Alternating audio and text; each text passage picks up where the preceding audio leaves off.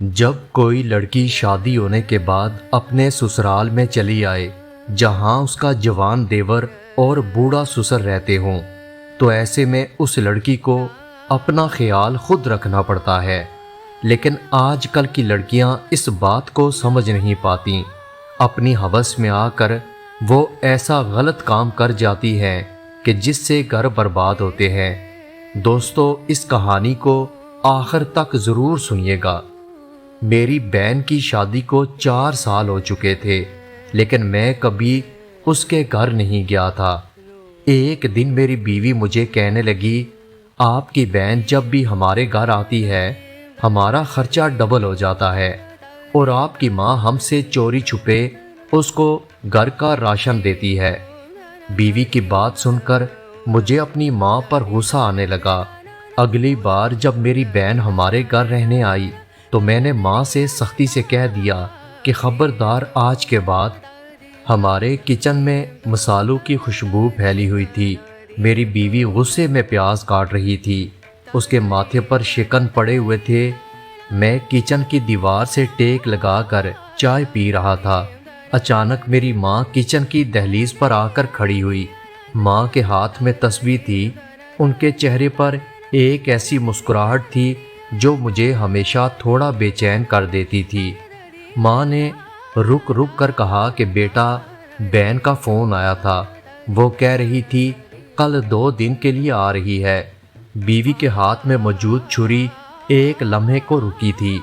اس نے سر اٹھا کر ماں کو نہیں دیکھا بلکہ اپنی نظریں سامنے دیوار پر لگا دیں۔ ماں نے مجھ سے کہا، بیٹا واپسی پر ذرا گوشت اور کچھ پھل لے آنا۔ میری ماں مجھے کہنے لگی، بیٹا پچھلی بار تم جو چائے کی پتی لائے تھے وہ بھی ختم ہو گئی، ایک بڑا پیکٹ لیتے آنا، بیٹی آ رہی ہے۔ میں نے اپنی ماں کو مختصر جواب دیا، ماں جی میں دیکھ لوں گا۔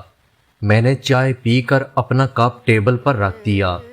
میری ماں کے کچن سے جاتے ہی میری بیوی نے چھری میز پر رکھی اور میری طرف مڑ کر ماں کے لہجے کی نقل اتارتے ہوئے طنزیہ انداز میں کہنے لگی، سنا اپنے ہاتھ کھلا رکھنا چاہیے۔ بیوی غصے میں کہنے لگی، آپ کو ذرا اندازہ بھی ہے، آپ کی بہن جب یہاں آتی ہے ہمارے گھر کا خرچہ ڈبل ہو جاتا ہے۔ پچھلے مہینے کا راشن ابھی 15 دن بھی نہیں چلا، اور پتی کا وہ ڈبہ جو میں نے سنبھال کر رکھا تھا وہ گم ہو چکا ہے۔ میں نے بیوی سے کہا، چھوڑو بھی، اب بہن آ رہی ہے تو کیا ہم اسے روک دیں؟ میں کمرے سے باہر آ گیا۔ میری بیوی میرے پیچھے کمرے سے باہر آئی، کہنے لگی، رک جائیں لیکن آنکھیں تو کھلی رکھیں۔ آپ کو لگتا ہے میں جھوٹ بولتی ہوں یا میں آپ کی بہن سے نفرت کرتی ہوں، لیکن کبھی اپنی معصوم ماں کی الماری چیک کریں۔ آپ نے چوری چھپے جو سامان یہاں سے وہاں منتقل کیا تھا وہ آپ کی محنت کی کمائی ہے۔ آپ کی بہن یہاں رہنے نہیں آتی بلکہ وہ یہاں شاپنگ کرنے آتی ہے۔ وہ آتی ہے تو ہمارا صابن، ہماری چینی، یہاں تک کہ بچوں کے بسکٹ تک اس کے بیگ میں چلے جاتے ہیں۔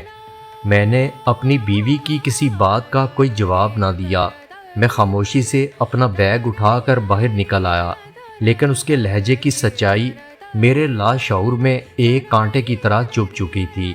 شام کو جب میں گھر واپس آیا تو میری بہن آ چکی تھی۔ بہن صحن میں کرسی پر بیٹھی ماں سے باتیں کر رہی تھی۔ اسے دیکھ کر پرانی یادیں ذہن میں آنے لگیں۔ جب وہ رخصت ہوئی تھی تو کتنا روئی تھی، لیکن اب اس کے چہرے پر وہ معصومیت نہیں تھی بلکہ ایک عجیب سی تھکن اور کچھ پانے کی طلب دکھائی دے رہی تھی۔ اس نے خوشی سے اٹھ کر مجھ سے پوچھا، بھائی آپ آ گئے؟ میں نے سخت لہجے میں جواب دیا۔ میں نے کہا، ہاں، دیکھا نہیں میں آ چکا ہوں۔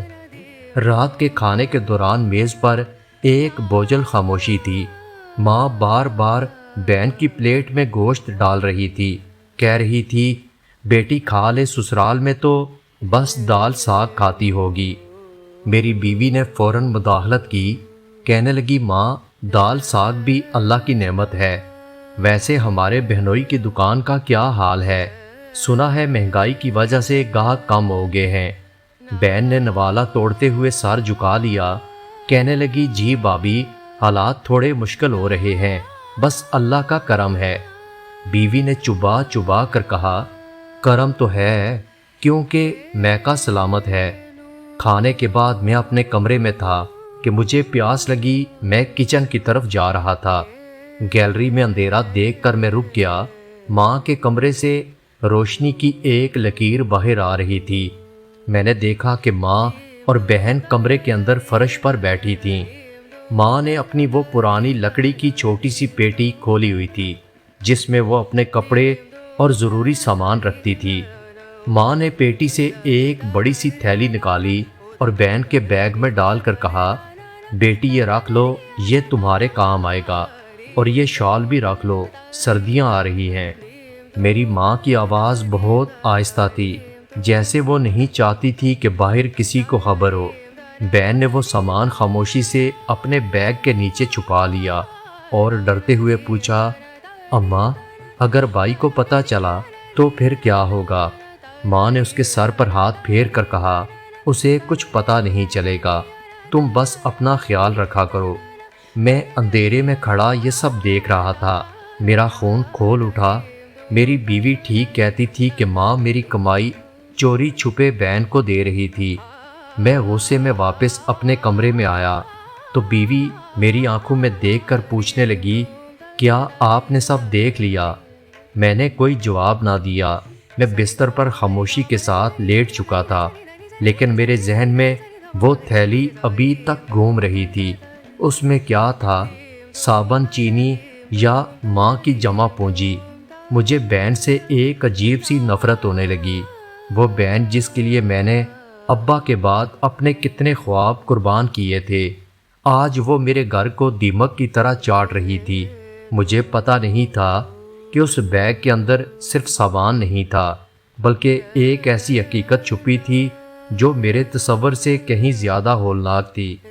لیکن اس وقت میں صرف ایک غصے بھرا بھائی تھا جو اپنی بہن کو چور سمجھ رہا تھا۔ بہن کو گھر آئے دوسرا دن تھا۔ گھر کی فضا عجیب سی گھٹن محسوس ہو رہی تھی۔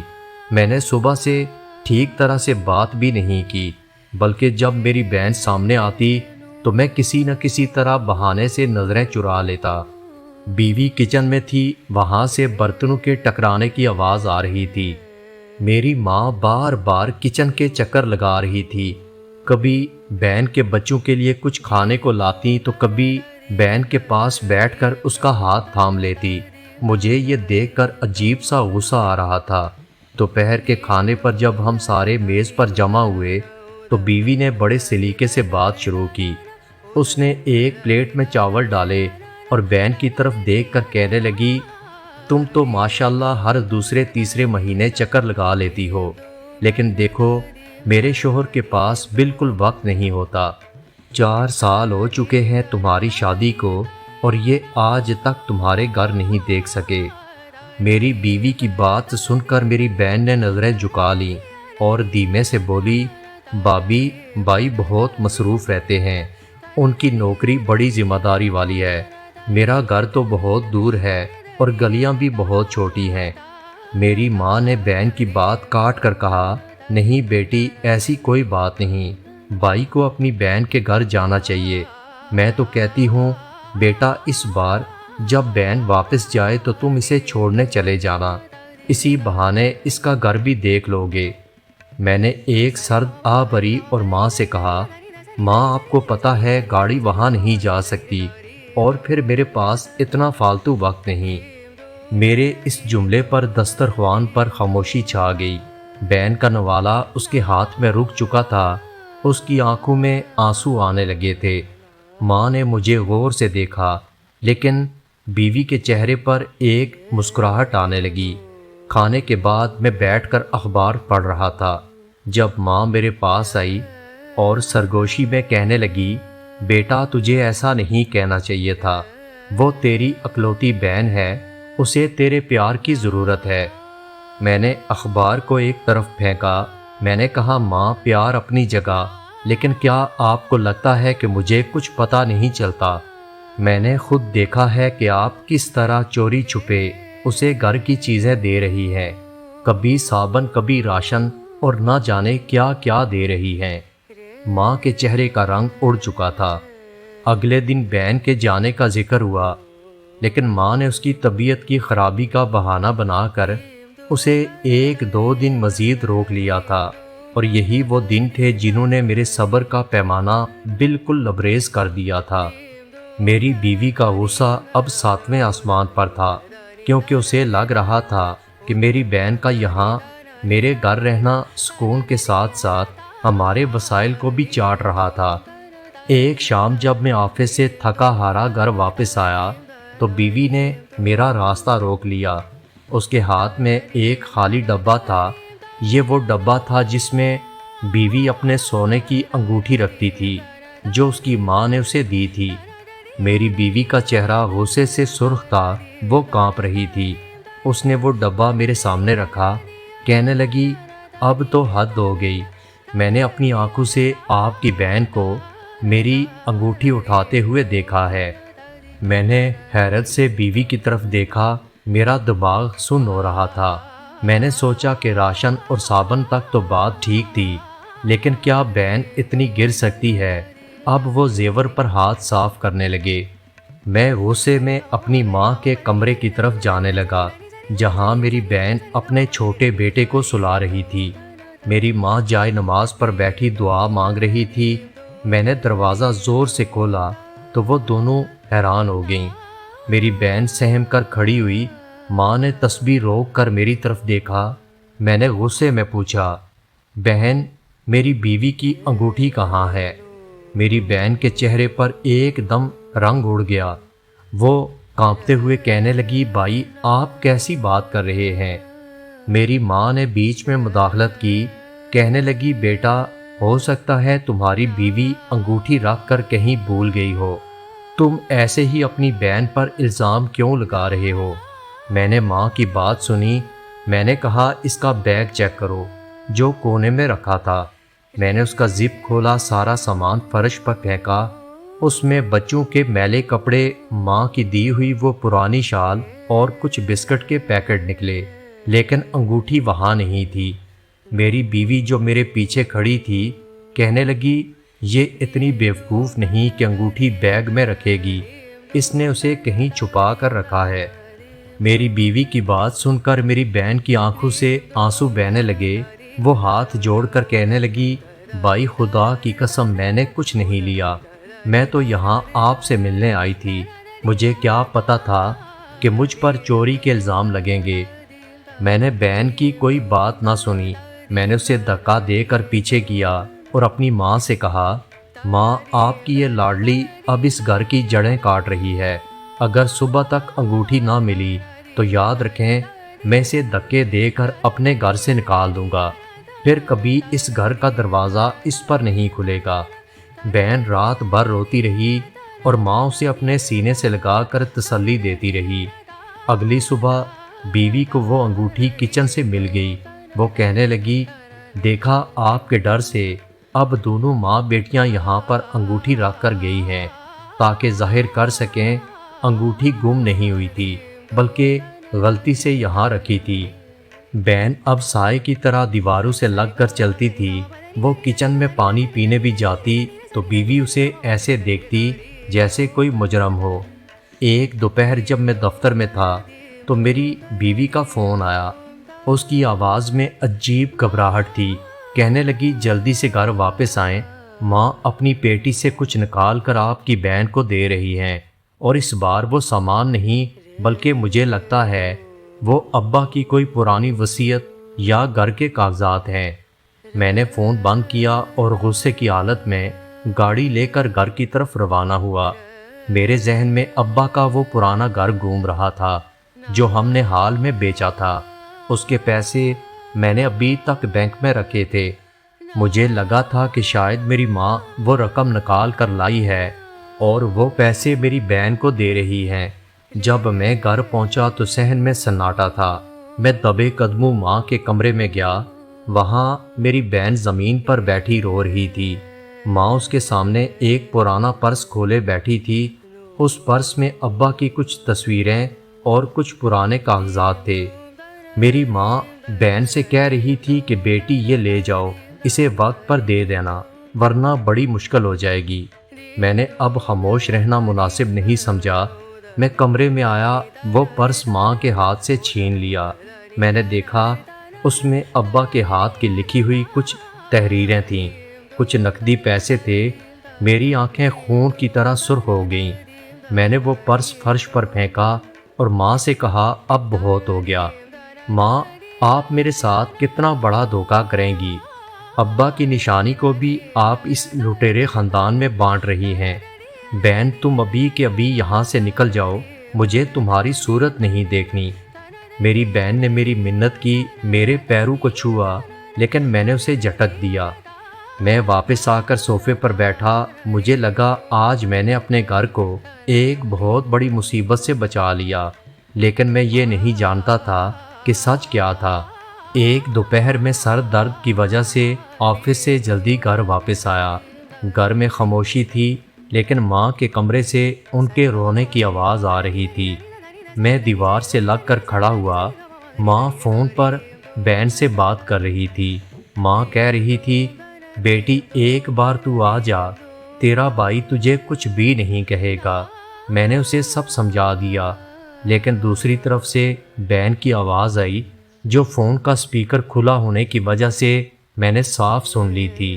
بہن روتے ہوئے کہہ رہی تھی نہیں ماں، اب میں کبھی اس گھر کی دہلیز پار نہیں کروں گی۔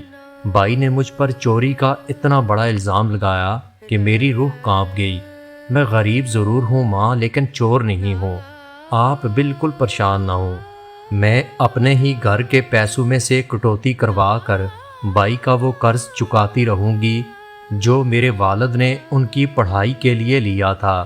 میں اپنی آخری سانس تک وہ قسطیں ادا کروں گی تاکہ میرے بھائی پر کوئی بوجھ نہ بنے۔ بہن کے یہ الفاظ میرے کانوں میں پگھلے ہوئے سیسے کی طرح اترنے لگے۔ میرا سر چکرانے لگا، میرے پیروں کے نیچے سے زمین نکل گئی۔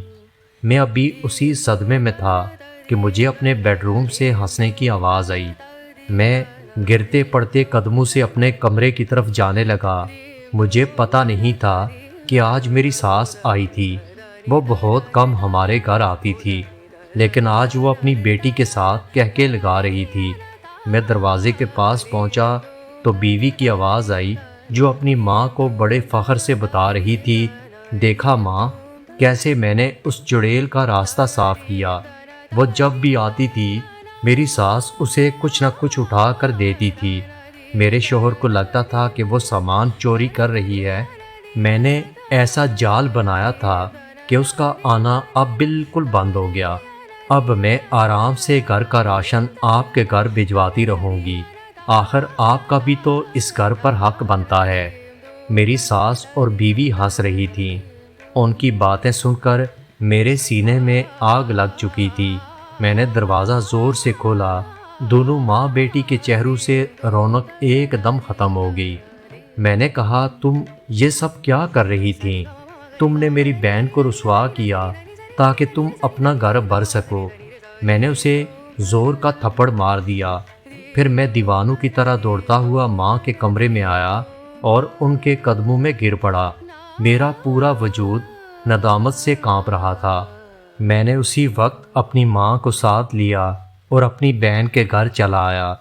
میں نے بہن کے گھر جاتے ہی اپنی بہن کو اپنے سینے سے لگایا اور رو رو کر اپنی بہن سے معافی مانگی۔ بہن کا دل اتنا بڑا تھا کہ بہن نے روتے ہوئے مجھے کہا بھائی، میں نے آپ کی بات کو اپنے دل میں نہیں رکھا۔ اس طرح 4 سال کے بعد میں اپنی بہن کے گھر بھی چلا گیا تھا۔ اب میں اپنی بہن کا خیال رکھتا ہوں۔ دوستو، یہ تھی ہماری آج کی ویڈیو۔ امید کرتا ہوں کہ آپ کو پسند آئے گی۔ دوستو، اگر آپ کا دل کرے تو ویڈیو کو لائک اور میرے چینل کو سبسکرائب کر دیں۔ دوستو، اپنا بہت سارا خیال رکھیے گا۔ ملتے ہیں اگلی ویڈیو کے ساتھ۔